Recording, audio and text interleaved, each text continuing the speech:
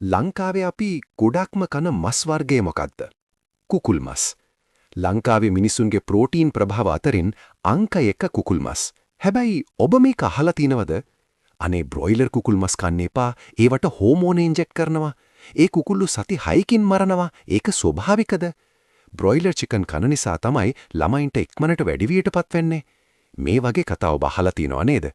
සමහර වෙලට ඔබත් මේව විශ්වාස කරනවා ඇති. නමුත් මම ඔබට කිව්වොත් මේ කතාවේ විද්‍යාත්මක ඇත්ත ඔබ හිතන දෙයට වඩා හාත්පසින්ම වෙනස් කියලා. අද අපි බලමු ඔබේ පිඟානේ තියෙන කුකුල් මස් කෑල්ලේ ඇත්තටම මොකද තියෙන්නේ කියලා. මේ වීඩියෝ එක අන්තිම වෙනකම් බලන්න ඔබේ හිතේ තියෙන ගොඩක් ප්‍රශ්නවලට පිළිතුරු ලැබෙනවා ෂුවර්. හරි. මුලින්ම අපි ලොකුම ප්‍රශ්නෙට උත්තර දෙමු. බ්‍රොයිලර් කුකුල්ලුන්ට හෝමෝන දානවද? කෙටි උත්තරය නෑ. ඔබට පුදුමයි නේද? හැබැයි මේක මම කියන කතාවක් නෙවෙයි.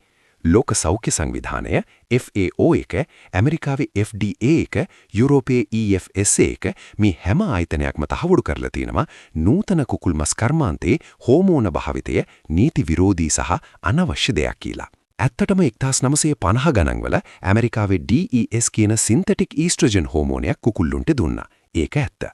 හැබැයි 1959 දී ඒක තහනම් කළා. ඒ කියන්නේ අවුරුදු 65කට වඩා කලින්. ඒ කාලේ ඉඳන් ලෝකෙ කිසිම රටක කුකුල් මස් නිෂ්පාදනයට හෝමෝන දෙන්නේ නැහැ.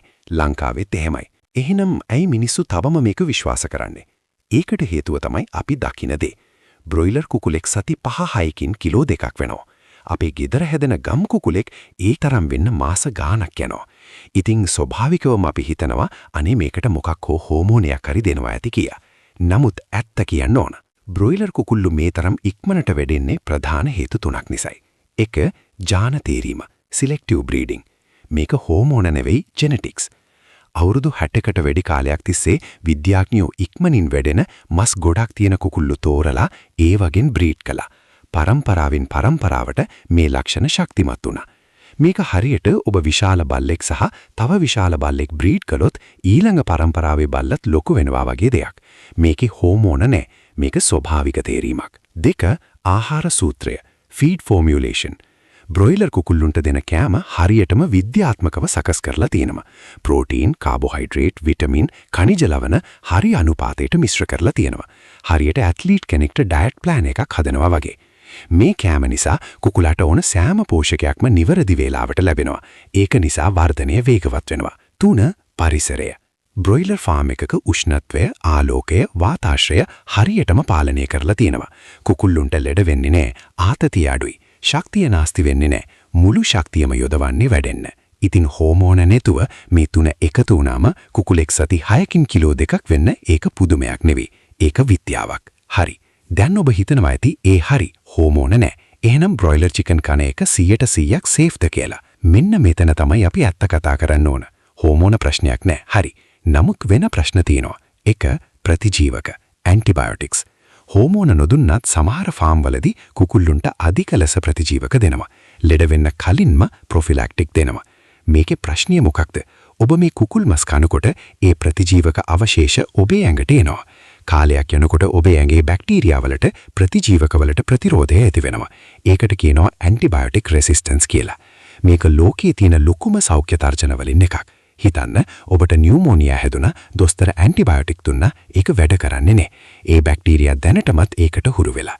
මේක හරියට යුද්ධයකට යන්න කලින් සතුරාට ඔබේ ආයුධ පෙන්නුවා වගේ දෙයක්. 2. පිරිසිදුකම.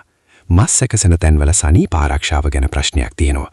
සමහර තැන්වල කුකුල් මස් හොදන්න භාවිත කරන ජලයේ ක්ලෝරීන් හෝ වෙනත් රසායනික ද්‍රව්‍ය තියෙනවා. මේවා ඔබට කෙලින්ම පිළිකා දෙන්නේ නැහැ. නමුත් දිගු කාලීනව ඇඟට හොඳත් නැහැ. 3. පිසින ආකාරය. ඔබ කුකුල් මස් ඩීප් ෆ්‍රයි කරනවා, මේනීස් දානවා, චීස් දානවා, KFC ෆ්‍රයිඩ් රයිස් කොත්තු. මේ හැම එකක්ම කරන්නේ මොකක්ද? සරල ප්‍රෝටීන් එකක් කැලරි බෝම්බයක් බවට පත් කරන එක. කුකුල් මස් ග්‍රෑම් 100ක ප්‍රෝටීන් ග්‍රෑම් 31ක් සහ කැලරි 165ක් විතර තියෙනවා. ඒක ගොඩක් හොඳයි. හැබැයි ඒකම ඩීප් ෆ්‍රයි කළාම කැලරි 300 ඉක්මනවා. මේ දේ දෙගුණ තුන්ගුණ වෙනවා. ඉතින් ප්‍රශ්නය කුකුල් මස් එකේ නෙවෙයි. ප්‍රශ්නය ඔබ ඒක පිසින විදිහේ. දැන් අපි බලමු ගම් කුකුළු මස් ගැන. ගම් කුකුළු මස් කන්න ඒක තමයි ආරක්ෂිතම කියලා ගොඩක් අය කියනවා. ගම් කුකුළු මස් වල රස වෙනස්. ඒක ඇත්ත. ඒක දැඩි. නමුත් පෝෂණාගයෙන් ගත්තම බ්‍රොයිලර් කුකුල් මස් සහ ගම් කුකුල් මස් අතර ලොකු වෙනසක් නැහැ. දෙකෙන්ම ඔබට ප්‍රෝටීන්, විටමින් B, සිංක්, අයන් ලැබෙනවා. ගම් කුකුලාට මස් අඩුයි, මිල වැඩි. හැමෝටම මේක දරා ගන්න බෑ.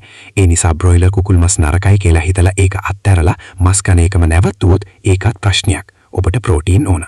හරි. එහෙනම් මොකක්ද කරන්නේ? කුකුල් මස් කන එක නවත්තනවද? නෑ. මෙන්න ප්‍රායෝගික පියවර 3ක්. පියවර 1. මිලදී ගන්න විශ්වාසදායක කනකින්. හැමදාටම ලාභම තැනින් ගන්න එපා. ලියාපදිංචි පරීක්ෂා කරපු ෆාම් වලින් එන කුකුල් මස් ගන්න. ලේබලය බලන්න. SLS ලකුණ තියෙනවද බලන්න. පියවර 2. හරියට පිසින්න. කුකුල් මස් හොඳට පිසිලා කන්න. ඇතුලේ අමු පැහැ ඉතිරි වෙන්න එපා. අවම 74 ඩිග්‍රී සෙල්සියස් උෂ්ණත්වයක් දක්වා පිසිය යුතුයි. ඒකෙන් බැක්ටීරියා මිය යනවා. ඩීප් ෆ්‍රයි කරනවා වෙනුවට බේක් කරන්න, ග්‍රිල් කරන්න, කරි වලට දාන්න. මේ ක්‍රම වලින් මේදය අඩුයි, ගුණය වැඩි. පියවර 3. ප්‍රමාණය පාලනය කරන්න.